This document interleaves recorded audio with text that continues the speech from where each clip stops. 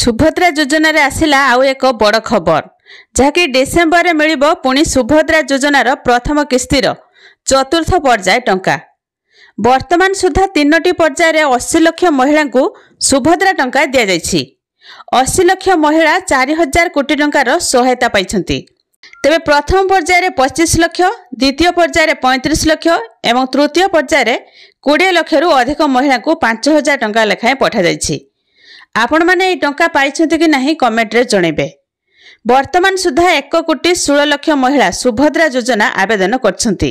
आगकु मध्य आहुरी महिला एथिरे सामिल हेबाकु जाउछन्ति।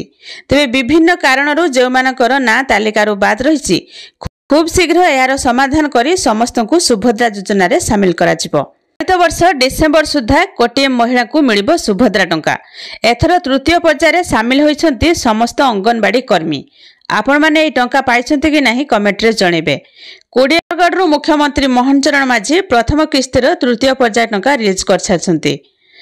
तेबे सबुठु बड़ कथा हला जे मिलिथिबा सूचना अनुसार जमी समस्या जुगु तालिका रे हिताधिकारीकर नाम नाही।